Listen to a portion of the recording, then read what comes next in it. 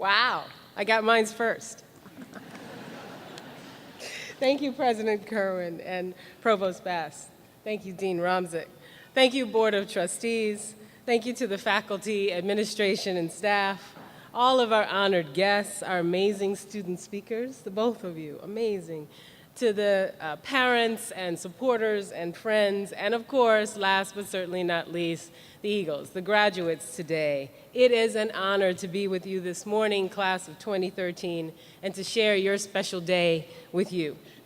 Let's take another moment to recognize the parents, the grandparents, the professors, the mentors, the brothers, the sisters, everyone who supported you, who encouraged you, who lifted you up, and probably more importantly, shut you down when you needed that. Please join me in giving them a round of applause.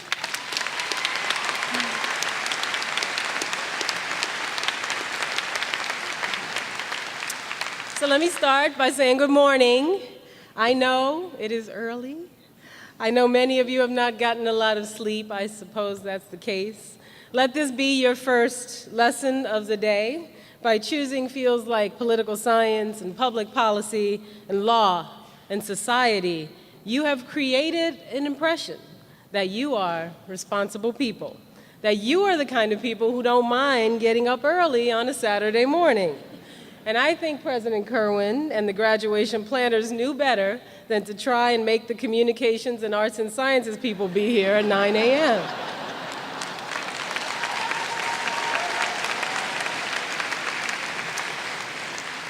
This is a life lesson you will see over and over again, like when your communication team starts strolling in after you've already been at work for an hour.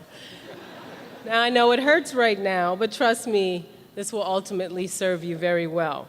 You certainly earned a little fun. This is the culmination of your hard work, and for all its burdens, I congratulate you, first and foremost, on choosing public affairs.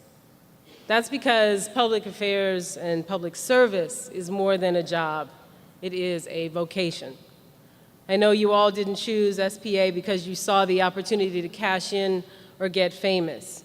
You saw the opportunity to do something you care about and make a difference. And if that drive is what has brought you to this point already, then you are already a step ahead of most people. I also want to commend you for your choice of Washington, D.C. By coming here, you have had a front row seat to history. You have been in Washington at a very special time, a time when the eyes of the world have been focused on this city in more ways than ever before. I, of course, am referring to the truly unprecedented number of television shows about D.C. that are on TV right now. As someone who has spent the last few years here, you now have a mission. Your mission is to go out into the world and prove that we are not all as cynical as the folks on House of Cards. It is your mission to show that we are not all as comically inept as the people on Veep. And it is your mission to try and convince all of your future friends and colleagues and romantic interests that people in D.C. actually are as good looking as the people on Scandal.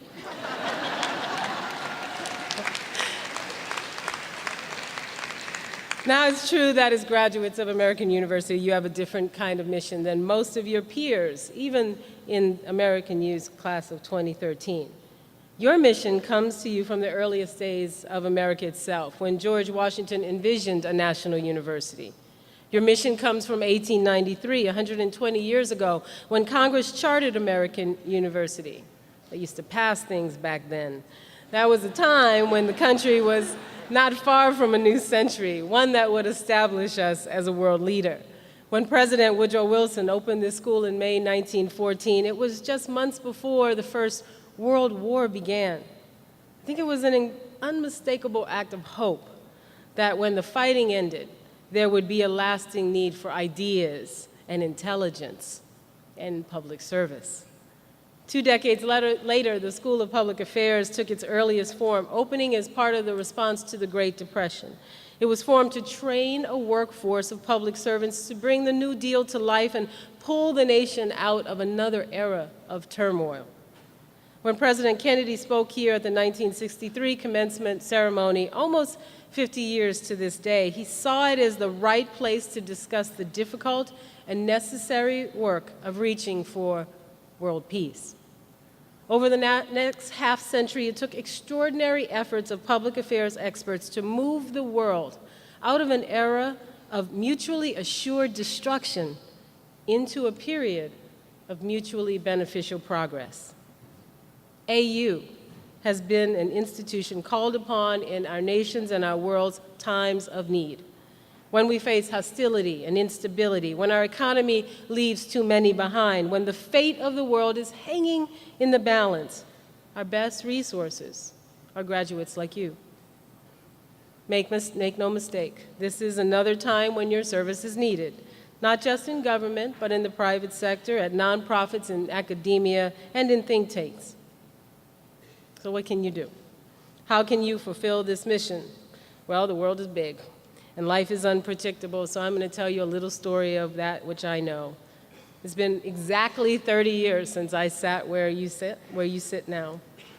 And in the time since I made my career in public health and environmentalism, first with the Environmental Protection Agency, then in New Jersey, as you heard, and then back to EPA when President-elect Obama asked me to lead the agency.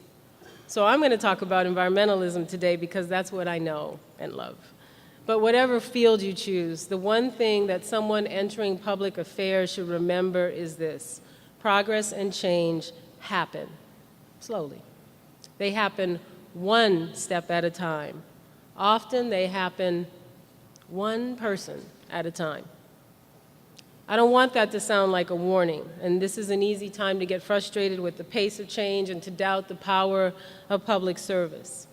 But more than any warning, I want to tell you that making change one day at a time, one person at a time, is actually amongst the most important and rewarding things you can do with your one life. The first example I ever saw of this was my father. I grew up in New Orleans, and my dad was a mailman. And to my dad, that meant more than just his job. He knew every single person on his route. And he would ring the bell back when Social Security checks were actually pieces of paper that came in the mail to make sure people got them in their hands. He was dedicated and proud of what he did. And I was this little girl, so I was proud of him too. I used to tell him that I wanted to work at the post office so I could have a job that let me be part of my community the way I saw him in his. I knew I wanted to have that kind of impact on people. Now, I clearly didn't go that route. It's true I'm looking for a job, so you never know what'll happen. But back then, I decided that I wanted to be a doctor instead. I wanted to help people when they got sick. But then my road took another turn. There was an incident in a place called Love Canal, New York. Toxic waste that had been buried started seeping into the ground in people's homes and yards, and it hit me. If an engineer, which is what I was studying, I'm a chemical engineer by training, if an engineer invents the processes that creates all this toxic waste, engineers should and could be the ones who would invent the processes to fix it. I studied chemical engineering and environmentalism, and I would have the chance, therefore, to help people before they got sick and needed a doctor. I also saw that when this community was in trouble, they called on public servants to step in and make the situation right. So the two courses of my life, environmental protection and public service, became set. In those days, climate change and clean energy were not on the radar of mainstream environmentalism. EPA was focused on what I like to call the brown issues of the environmental movement. It wasn't about windmills or recycling. It was about clearing the smog that people were breathing every day in our cities. It was getting raw sewage and chemical pollution out of our rivers. And it was about getting the lead out of paint and out of gasoline. My first job was to work on Superfund sites, areas across the country that are profoundly polluted. The EPA is called in to clean them up and protect the health of the nearby communities. Now, as you might imagine, someone managing a Superfund site is not the sexiest role in public affairs and service. You're never going to get asked to give a TED Talk about a Superfund cleanup. But what you do get to do is have the opportunity to interact with communities and people. You stay in their towns. You talk to them at night about their lives and their families. You get to know them as friends, as people.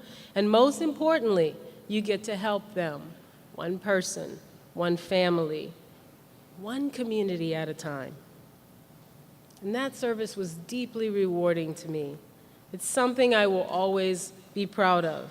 There are opportunities like that all over the public affairs world right now, whether you want to fix education or mend health care or end poverty or go into environmentalism. And if it's not clear, I'm about to pitch you on that. You know, today, environmentalism is focused on green issues like climate and energy. And in fact, it can seem at times that climate is the only environmental issue there is, or that building a clean energy future is all we need to do. Those issues are vital. But they're just two of the many great needs in the environmental movement. There is still plenty of unfinished business on the brown environmental issues like dirty water and polluted soil and toxic communities that have been left behind and disproportionately polluted as the results of our industrial legacy. When Hurricane Sandy hit the East Coast last year, a lot of people talked about how such a powerful storm was exactly what scientists predicted would happen more often with climate change. There were renewed calls to cut carbon pollution and get to work saving our planet. That's great. What was less talked about was the fact that Hurricane Sandy sent 475 million gallons of contaminated runoff and untreated sewage into the Anacostia River. The Anacostia flows by homes and schools and eventually becomes part of the Great Chesapeake Bay watershed. The lives of thousands, hundreds of thousands of people deeply tied to the quality of those waters. I am not saying it is wrong in any way to be focused on climate change. In fact, I salute this school and your students for facing head-on the issue of investment in fossil fuels and what that means to your individual future. But it is wrong to miss the full spectrum of needs and overlook opportunities to make a real difference, even if it doesn't mean for the entire planet. As you step into your chosen fields, you should be inspired by the many areas like these where dedicated public service have an impact every day. Think about something as mundane as water infrastructure. Do you know one company that builds water infrastructure? Do you know any politicians who campaign on new pipes and new sewage treatment plants? The answer is probably no. But do you know how challenging it is for millions of people to live without clean water? Right now, more than 90% of Americans have access to clean water. But that means right now, in 2013, almost 10% of Americans, most of them in rural areas or low-income areas or along our border with Mexico or in tribal lands, don't. Almost 30 million people. We may not know the CEOs of water technology companies, and there might not ever be chapters written in history about local clean water officials, but those public servants perform a service that hundreds of millions of people don't even think about. They count on it. So think about that. If you can take what you learned here and do something with your skills and talents that has the potential to improve the lives of 30 million people, please don't overlook that. That simple act is a career and a life to be proud of. Martin Luther King Jr. once said, "Everybody can be great because everybody can serve." For all of his words that we remember, there have been thousands of individuals working quietly and in unsung ways to serve. We don't know their names, but they expanded educational access and economic opportunity, which are boring, wonky terms that are the true foundation and manifestation of loftier words like equality and justice. Individuals fighting for civil rights were brave and inspiring, but in the end of the day, they needed smart policies and public service to change the systems that impacted millions of lives. We don't know the names of every public servant who helped build and sustain the National Science Foundation or the Academy of Sciences or the National Institutes of Health, but they took part in building the internet and advancing treatment possibilities for deadly diseases like AIDS and cancer. Credit for those achievements doesn't just go to brilliant scientists, it goes to women and men sitting at their desks writing policy memos about the life-changing potential of that research. When I think about my own life, I realize I don't know the names of the policymakers who crafted the Clean Air Act. I don't know most of the individuals who've enforced that extraordinary law over the past decades, but I do know that their work matters to me, my family, my community, my son who spent his first Christmas in the hospital with asthma, fighting with his life to breathe. A long line of public servants have been part of our lives in ways we'll never fully know, just as they have for millions of other people across the country who have asthma or count on healthy air. Your chosen field is not just about finding a job. It's about following a calling. You might not get famous. Heck, you might not even get DC famous. But this school and the path you've chosen have given you opportunities to make an incredible difference. It's not easy, but I promise you it happens. It happens one person, one day at a time. If you follow your big ideas and hopes, at some point you'll meet an obstacle. It'll slow you down, and it will push you back against your idealism. When that moment comes, please remember that the hard times are usually the times when you are making the most change. When it gets tough and tedious, that's when you know you're on the front lines of progress. That's exactly where you want to be. That's why you chose this school. I look forward to seeing all that you'll accomplish. I'm so happy to celebrate with you today. I'm so honored to get a degree with you today. I wish you luck and so much more than that. Thank you very much. Congratulations.